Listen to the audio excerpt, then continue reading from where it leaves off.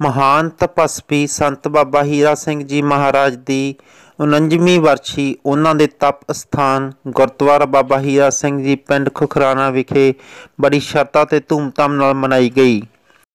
श्री अखंड पाठ साहिब के भोग उपरंत धार्मिक दीवान सजिया, जिस विच अंतरराष्ट्रीय ढाडी साधु सिंह धम्मू समेत होर कई रागी ढाडी जत्थियां ने हाज़री भरी। समागम के 3 दिनों दौरान गुरु के तुट लंगर वरतते रहे।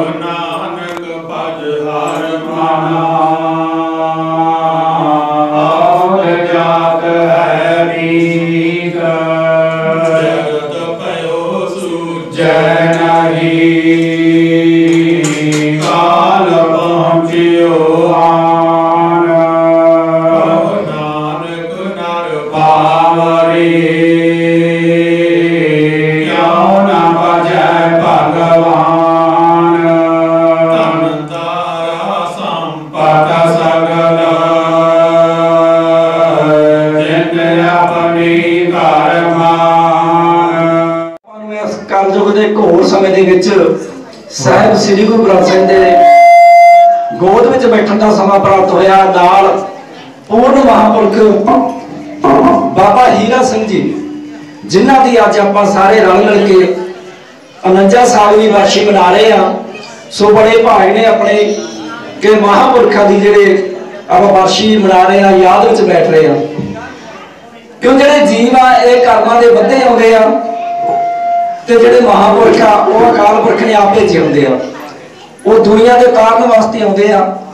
सो अज आपां अपने जीवन को सफल करने वास्ते उन्हां दी याद विच बैठे उन्हां दी याद मना रहे हैं। सो अपने कोले जथे बहुत पहुंचे आ। प्रबंधकों का यह हुक्म है कि आपां टाइम सारिਆਂ ਨੂੰ देना, थोड़ा थोड़ा टाइम जिन्ना भी दिता जाए हाजरी लग जाए। और सब तो पहला अपने प्रसिद्ध ढाडी इंटरनेशनल ढाडी जत्था साधु सिंह जी धम्मू साहब उन्होंने जत्थे नूं 40 मिनट वास्ते टाइम दिता जाता। वो गुरु इतिहास नाल जोड़ के संगतां नूं निहाल करेगा।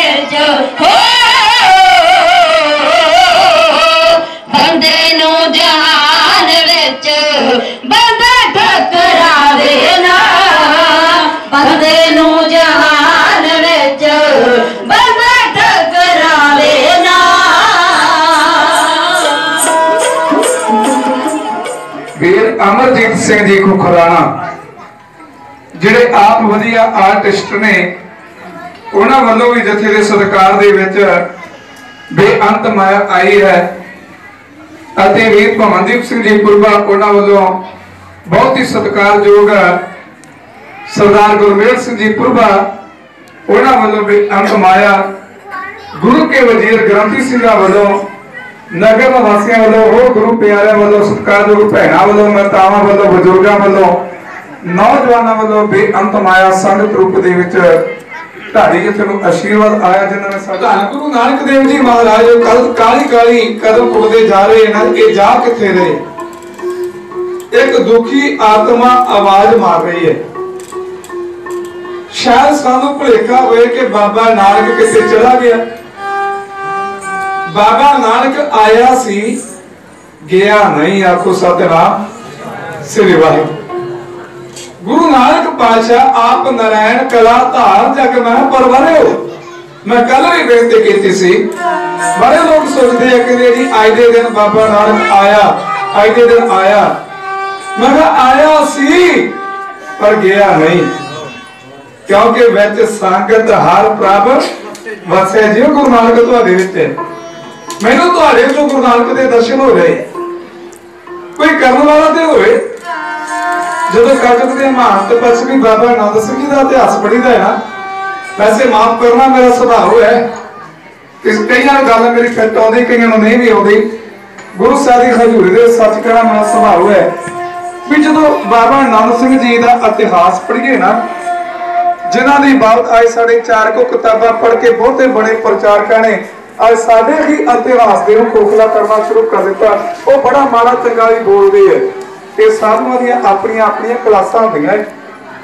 बाबा नानक सिंह का इतिहास पढ़ांगे तो पता लगता है। वो कहते गुरु ग्रंथ साहिब जी गुरु नानक है कि जो फिर अज के लोगों का इतिहास पढ़िया जाएगा, जिन्होंने 328 स्वरूप की गल करते, फिर यह कहेंगे गुरु ग्रंथ साहिब का एक व्यापार का साधन है।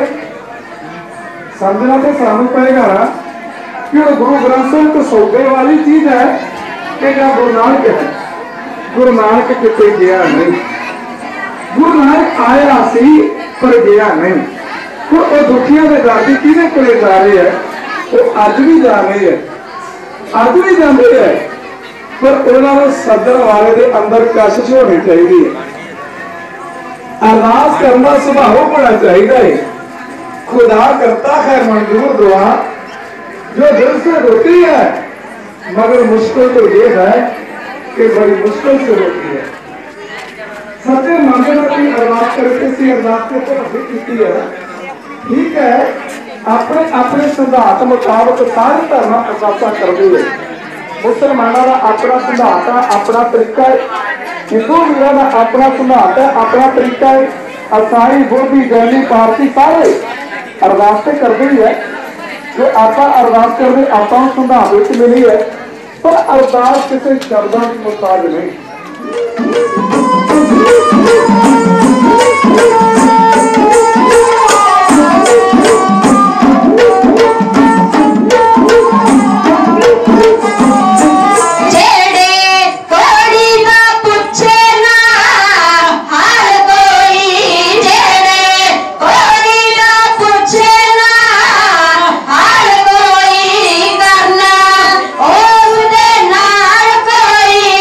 गल आए करना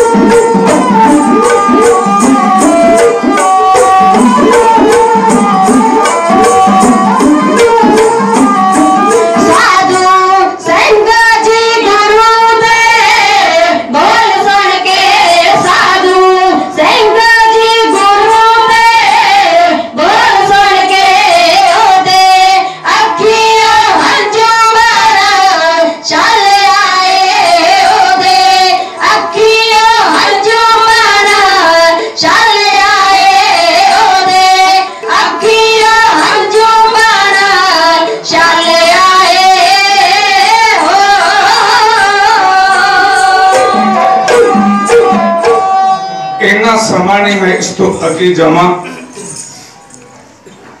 भावें प्रसंग बड़े लंबे होंदे है पर समझण वालियां लई इशारा ही बहुत हुंदा है। जदों गुरु नानक पातशाह ने कहा ना भाई असीं इस छाने विच रात कटनी है, अगों करम कुड़ी ने आवाज दी कहते ना ना अगे ना आयो, क्योंकि अगे जिहड़ा मैं पिया मैं एक कोड़ी हाँ, मेरे जख्मां दे विचों पाक बह रही है, मेरे जख्मां दे कीड़े पए है, छूत दी बीमारी तुहानूं लग जाओ। हुण कोड़ी की जाने ये ते बाबा वैद रोगियां दा आया है।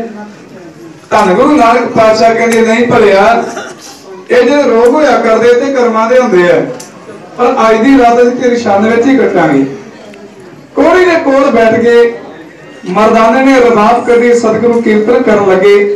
जिवें जिवें बाणी पढ़दे है कोड़ी नूं क्यों महसूस हो रहा भी ओहदे जख्मां नूं आराम आ रहा, जख्मां दे विच पए होए जिहड़े कीड़े आ ओह मर रहे है, मन नूं शांति आ रही है, इहदे चरणों बाहर मींह पैण लग गया। सतगुरु कहंदे मर्दाने इहनूं हुण सहारे दी लोड़ है, इहनूं बाहर लै जा, करतार ने मेहरां दा मींह पा दित्ता है। बहाना है ना। हुण धन गुरु नानक पातशाह दा किहा मन के मर्दाने ने उहनूं दो मोढिਆਂ तो फड़िया सहारा दे के मींह विच खड़ा कर दिता। इतिहासकार लिखदे पूरा 1 घंटा मींह पिया, जिन्हों सहारा दे के लैके गया सी ओहदे च इन्ना बल आ गया ते आप आके सतगुरां दे चरणां च टह गया, रोन लग गया, जख्म ठीक हो गए। सतगुरु कहंदे उठ सिर चुक, ये कर्मां दे रोग हुंदे आ। कहंदा पातशाह मैनूं ते पिछले कर्मां दा ते पता नहीं, पिछले जन्मां विच मैं कीता, पर इस जन्म दे विच मैं एक माड़ा कर्म कीता जिहदे करके मैनूं कोढ़ दा रोग होया।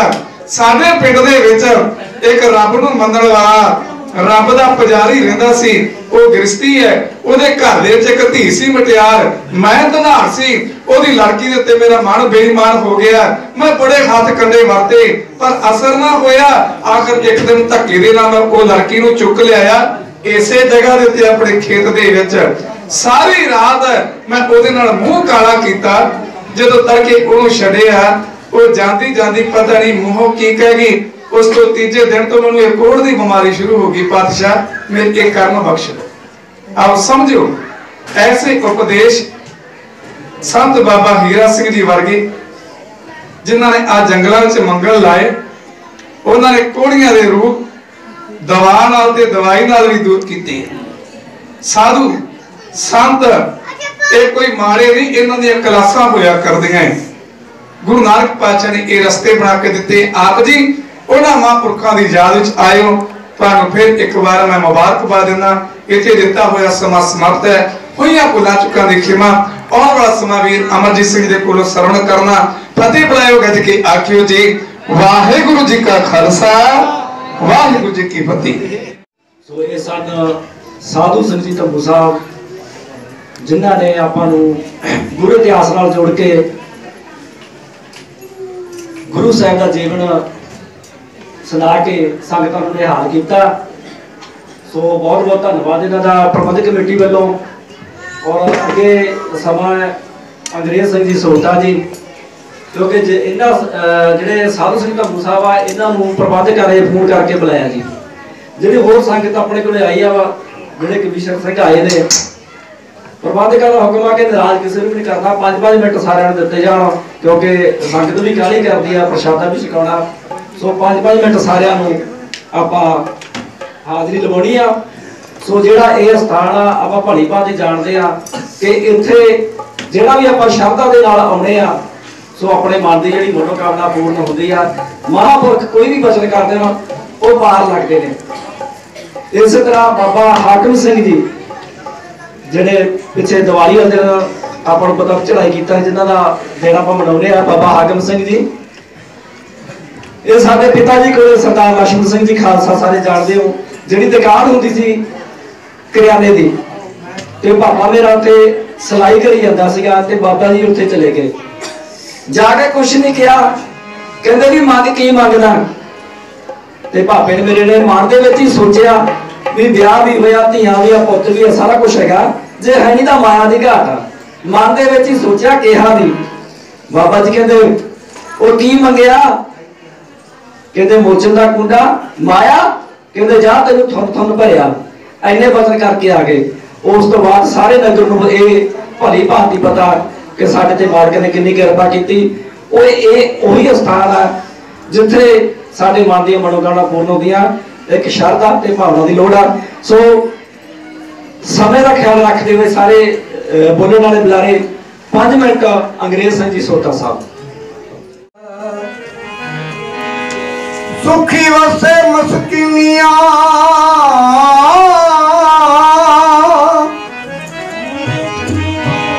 आप नवार तले,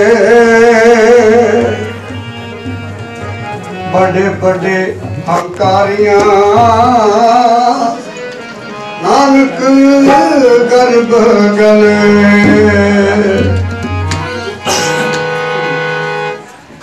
वाहे गुरु वाहे गुरु वाहे गुरु वाहे गुरु वाहे गुरु वाहे गुरु वाहे गुरु वाहे गुरु वाहे गुरु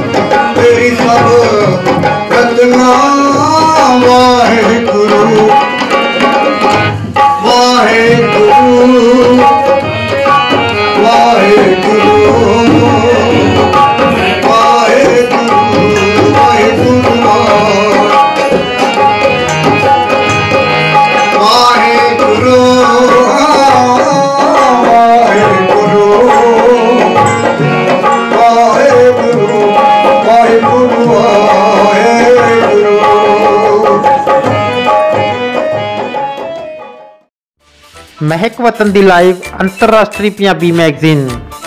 महक वतन दी लाइव रोजाना ऑनलाइन अखबार। महक वतन दी लाइव वैब टीवी। अपने समागमां अते अपने विचारां नूं दुनिया भर विच वसदे पाठकां ते दर्शकां नाल साझा करो।